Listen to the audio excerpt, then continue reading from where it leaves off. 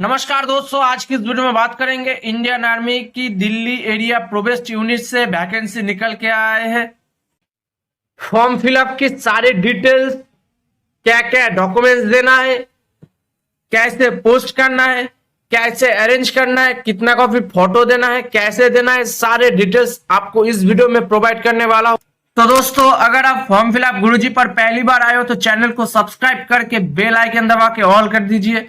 ऐसे जॉब के नोटिफिकेशन के अपडेट और फॉर्म फिलअप प्रोसीड्यूर की अपडेट आपको मिल सके। और हमारे ट्विटर, इंस्टाग्राम, फेसबुक पेज से भी जुड़ सकते हैं, जिसका लिंक मैं अपने डिस्क्रिप्शन पे आपको प्रोवाइड कर दूंगा।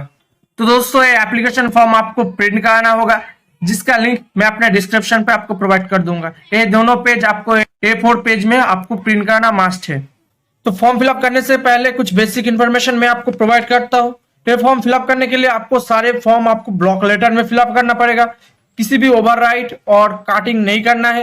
व्हाइट कलर का इस्तेमाल आप नहीं करोगे। किसी भी कलर पेन के इस्तेमाल से आपको हैंड रिटन है फिलअप करना पड़ेगा। तो आप जिस पोस्ट के लिए आप आवेदन करेंगे यहाँ पर आपको लिखना पड़ेगा। तो जैसे आपको मैंने लिखा है ऐसे आपको लिखना पड़ेगा ब्लॉक लेटर पे। उसके बाद यहाँ पर नेम ऑफ द एप्लीकेशन पर आपको आपका नेम लिखना पड़ेगा ब्लॉक लेटर पे। उसके बाद अगर आप मेल कैंडिडेट है तो आपका पिताजी का नेम, अगर आप फीमेल कैंडिडेट अप्लाई कर रहे हो, आपका शादी हो गया तो यहाँ पर आपको हस्बैंड का नेम लिखना पड़ेगा। यहाँ पर आप सेक्स मेल फीमेल जो है यहाँ पर आपके हिसाब से लिखना होगा। डेट ऑफ बर्थ यहाँ पर आपको लिखना होगा। Age age on the closing date of the application, यानी लास्ट डेट के हिसाब से यहाँ पर एज कैलकुलेट करके यहाँ पर आपको लिखना होगा।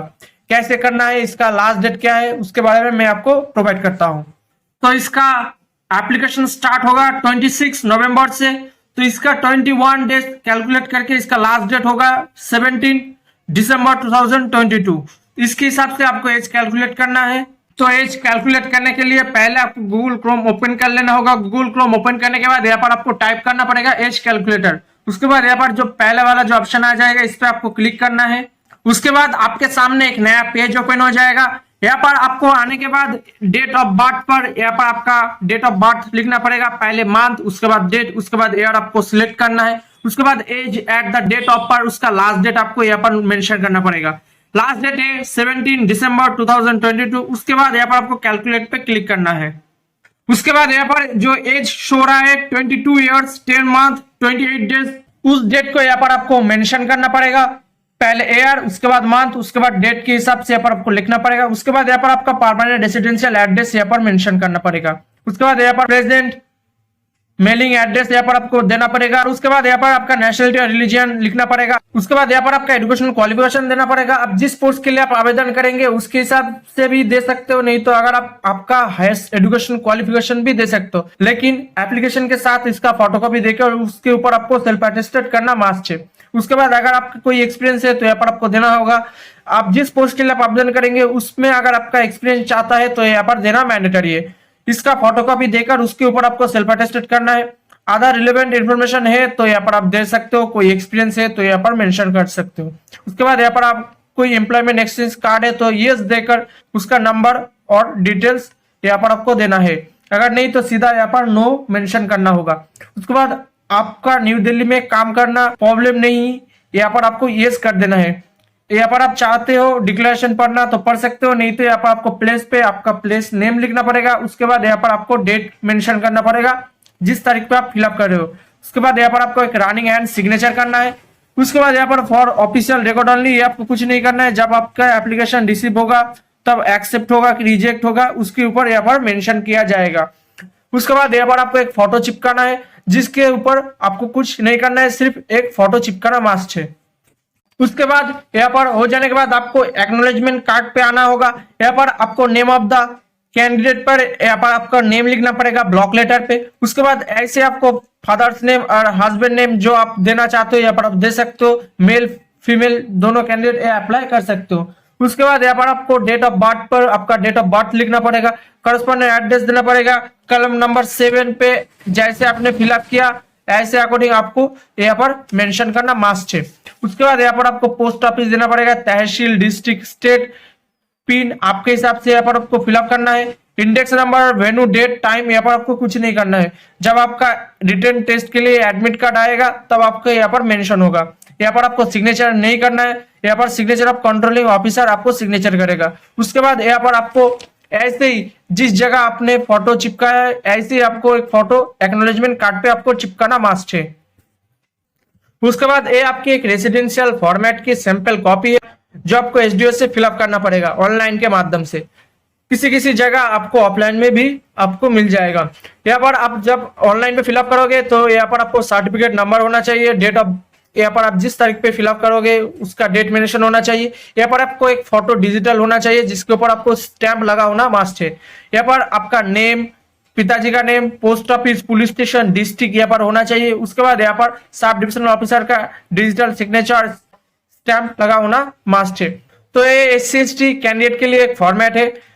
उसके बाद ये जिसका लिंक मैं अपने डिस्क्रिप्शन पे आपको प्रोवाइड कर दूंगा। अगर आप एससी/एसटी कैंडिडेट है तो ये देना मस्ट है। उसके बाद यहाँ पर आपका नेम लिखना पड़ेगा, आपका पिताजी का नेम, यहाँ पर विलेज का नेम और यहाँ पर आपका डिस्ट्रिक्ट और डिवीजन जो है यहाँ पर आपको मेंशन करना मस्ट है। यहाँ पर आपका स्टेट और यूनियन टेरिटरी जो है यहाँ पर आपको देना होगा। आप शेड्यूल कास्ट है, शेड्यूल टाइप आपके हिसाब से यहाँ पर आपको फिलअप करना है। अगर शेड्यूल कास्ट तो शेड्यूल टाइप आपको काट देना होगा, ऐसे आपको फिलअप करना है। उसके बाद यहाँ पर आपको सेकंड नंबर पे कुछ नहीं करना है। थर्ड नंबर पे यहाँ पर आप मेल की फीमेल के आपके हिसाब से श्री, कुमारी, श्रीमती सिलेक्ट करना है। हिज आर आपके हिसाब से सिलेक्ट करेंगे। उसके बाद यहाँ पर आपका विलेज का टाउन जो है यहाँ पर आपको सिलेक्ट करके उसका नेम यहाँ पर मेंशन करना है। आपका डिस्ट्रिक्ट और डिवीजन यहाँ पर आपको देना होगा। उसके बाद यहाँ पर आप स्टेट और यूनियन टेरिटरी जो है यहाँ पर आपको देना है और यहाँ पर आपको उसका लिखना होगा। आपका प्लेस लिखेंगे, जिस तारीख पे आप फिलअप करोगे यहाँ पर आपको देना होगा। यहाँ पर एग्जीक्यूटिव मैजिस्ट्रेट का सिग्नेचर और स्टैंप लगा होना चाहिए। उसके बाद यहाँ पर आपका एससी/एसटी सर्टिफिकेट का नंबर और एक इशू डेट मेंशन होना चाहिए। तो दोस्तों ये थी एससी/एसटी फॉर्मेट की सैंपल कॉपी। उसके बाद अगर आप ओबीसी कैंडिडेट है तो ये आधार बैकवर्ड क्लास की एक फॉर्मेट है जहां पर आपका नेम होना चाहिए, यहाँ पर आपका पिताजी का नेम, यहाँ पर आपका विलेज और टाउन जो है यहाँ पर आपका उसका नेम, आपका डिस्ट्रिक्ट, आपका डिवीजन, आपका स्टेट, आप ओबीसी ए और ओबीसी बी जिससे आते हो यहाँ पर आपको देना होगा। उसके बाद यहाँ पर आपका कम्युनिटी देना मस्ट है। आप चाहे तो यहाँ पढ़ सकते हो, नहीं तो यहाँ पर श्री कुमारी आपका नेम देना पड़ेगा। उसके बाद यहाँ पर आपका डिस्ट्रिक्ट देना पड़ेगा जहां पर आप स्थायी बासिंदा है। उसके बाद यहाँ पर आपका स्टेट नेम देना पड़ेगा। उसके बाद यहाँ पर आप मेल की फीमेल के हिसाब से ही सी सिलेक्ट करना पड़ेगा। उसके बाद यहाँ पर आपका पर्सनल सेक्शन जो है यहाँ पर आपको मेंशन करके यहाँ पर आप जिस तारीख पे फिलअप करोगे उसका डेट देना होगा। यहाँ पर आपका प्लेस देना होगा। यह फॉर्म आपको डिस्ट्रिक्ट मैजिस्ट्रेट और डिप्टी कमिश्नर से फिलअप करके सील लगा के आपके पास होना चाहिए। उसके बाद ये इकोनॉमिकली वेकर सेक्शन यानी ईडब्ल्यूएस कैंडिडेट के लिए फॉर्म होना चाहिए। यहाँ पर गवर्नमेंट ऑफ स्टेट का नेम देना पड़ेगा। उसके बाद यहाँ पर सर्टिफिकेट नंबर देना पड़ेगा। आप जिस तारीख पे फिलअप करोगे उसका डेट देना पड़ेगा। वैलिड ऑफ द ईयर यहाँ पर आपको देना होगा। यहाँ पर आपका नेम देना होगा, आपका पिताजी का नेम देना होगा। उसके बाद यहाँ पर परमानेंट रेसिडेंशियल एड्रेस देना होगा। उसके बाद यहाँ पर आपका विलेज और टाउन जो है यहाँ पर आपको देना होगा। यहाँ पर आपका post office, district, state, district, pin code यहाँ पर देना होगा। कौन सी ईयर पे आपका फैमिली का इकोनॉमिकली वेकर सेक्शन फिलअप है यहाँ पर आपको देना होगा। आप चाहे तो पढ़ सकते हो। उसके बाद यहाँ पर आपका नेम देना होगा। उसके बाद यहाँ पर ईडब्ल्यूएस लिखकर आपका जो कास्ट है यहाँ पर आप मेंशन कर सकते हो। उसके बाद यहाँ पर आपको signature with the seal of office से सिग्नेचर और नेम और डेजिग्नेशन लगाना होगा। यहाँ पर आपको रिसेंट पासपोर्ट साइज फोटो देना होगा। ये एप्लीकेशन का फॉर्मेट मैं अपने डिस्क्रिप्शन पे आपको प्रोवाइड कर दूंगा। तो सारे हो जाने के बाद आपको एजुकेशनल सर्टिफिकेट देना पड़ेगा। जिस तक आप मेंशन करोगे उस तक आपको सारे एजुकेशन क्वालिफिकेशन देना पड़ेगा, एडमिट कार्ड, मार्कशीट और पास सर्टिफिकेट। उसके बाद आपको डेट ऑफ बर्थ यानी बर्थ प्रूफ सर्टिफिकेट देना पड़ेगा, 10 का सर्टिफिकेट, नहीं तो आप 10 का एडमिट कार्ड भी दे सकते हो। उसके बाद यहाँ पर आपको एक्सपीरियंस सर्टिफिकेट देना पड़ेगा। आप जिस पोस्ट के लिए आवेदन करेंगे उसके हिसाब से आपको एक्सपीरियंस सर्टिफिकेट देना पड़ेगा, उसका फोटोकॉपी। उसके बाद अगर आप कास्ट से आते हो, ईडब्ल्यूएस, एससी, एसटी, ओबीसी जो है उसके अकॉर्डिंग आपको कास्ट फॉर्मेट और कास्ट सर्टिफिकेट देना पड़ेगा। 2 रिसेंट पासपोर्ट साइज फोटोग्राफ देना पड़ेगा जिसके ऑलरेडी आपने एप्लीकेशन पे फिलअप करके आपको चिपका देना होगा। उसके बाद एक सेल्फ एड्रेस एनवलप लेना होगा जिसके ऊपर आपको 22 रुपीज का पोस्टल स्टैम्प लगा होना चाहिए। तो सारे हो जाने के बाद आपको एप्लीकेशन के नीचे ऐसे आपको सेल्फ अटेस्टेड करना नहीं है। सेकंड नंबर पेज के भी ऊपर आपको सेल्फ अटेस्टेड नहीं करेंगे।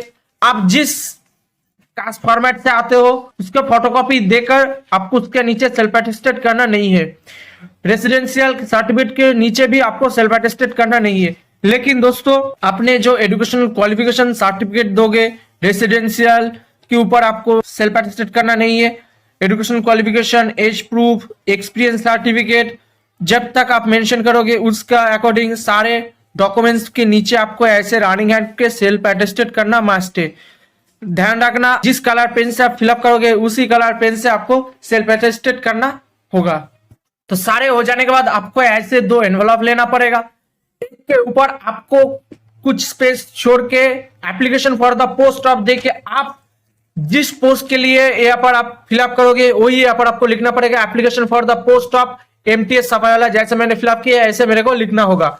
उसके बाद यहाँ पर आपको फॉर्म देकर आपका नेम, केयर ऑफ देकर पिताजी का नेम, एड्रेस देना पड़ेगा, post office, police station, district, state pin, ऐसे आपको ब्लॉक लेटर पे फिलअप करना पड़ेगा। और ये ध्यान रखना होगा ऐसे आपको लेफ्ट साइड पे लिखना होगा फॉर्म देकर, और एक एनवलप लेना होगा जिसका राइट साइड पे आपको 2 देकर आपका नेम, केयर ऑफ देकर पिताजी का name, address, post office, police station, district, state pin ऐसे आपको लिखना पड़ेगा।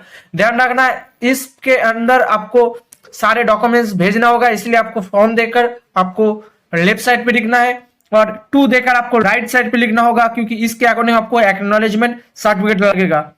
और इसके ऊपर आपको ऐसे ही 22 रुपीज का मिनिमम पोस्टल स्टैम्प लगाना मस्ट। उसके बाद आपको इस एड्रेस पे आपका एप्लीकेशन भेजना होगा 2 देकर the commanding officer Delhi area provost unit Delhi cantonment 110010। इस एड्रेस को आपको 2 देकर इस जगह आपको लिखना होगा और इस एनवलप के ऊपर आपको 22 रुपीज का पोस्टल स्टैम्प लगाना मस्ट है, जो आपको नियर बाय पोस्ट ऑफिस से मिल जाएगा। तो सारे हो जाने के बाद आपका अरेंज करने का तरीका कुछ ऐसा होना चाहिए। पहले आपका एप्लीकेशन फॉर्म, उसके बाद एक्नॉलेजमेंट कार्ड, उसके बाद यहाँ पर आपका रेसिडेंशियल एड्रेस, उसके बाद आपका जो कास्ट फॉर्मेट है, उसके बाद आपका education qualification, experience certificate, age proof, सारे डॉक्यूमेंट्स आपको अरेंज करके उसके ऊपर आपको सेल्फ अटेस्टेड होना मस्ट है। तो सारे हो जाने के बाद यहाँ पर आपको ऐसे फोल्ड करना है कि पिक्चर पे कोई फोल्ड ना है, ना एक्नॉलेजमेंट कार्ड पे, ना एप्लीकेशन फॉर्म पे, क्योंकि ऐसे आपका फॉर्म रिजेक्ट हो सकता है और पिक्चर भी डैमेज हो सकता है। उसके बाद आपको इस एनवलप के अंदर आपको आपका एप्लीकेशन फॉर्म, उसके बाद 22 रुपीज वाला एनवलप इसके अंदर आपको देकर गम से चिपका के आपको रजिस्टर पोस्ट के माध्यम से आपको भेजना होगा। आज के लिए इतना है। वीडियो को अच्छा लगा तो लाइक करें, कमेंट करें, दोस्तों में शेयर करें, और वीडियो पसंद आया तो जरूर लाइक करें। इससे मुझे पता चलेगा कि वीडियो आपको लिए फायदेमंद होने वाला है। ऐसे में वीडियो आपके लिए लेते आऊंगा। तो दोस्तों अगर आप चैनल पे पहली बार आए हो तो चैनल को सब्सक्राइब करना मत भूलना। आप हमारे टेलीग्राम, ट्विटर, फेसबुक पेज से भी जुड़ सकते हैं, फॉर्म फिलअप गुरुजी। तो दोस्तों जय हिंद, वंदे मातरम, भारत माता की जय।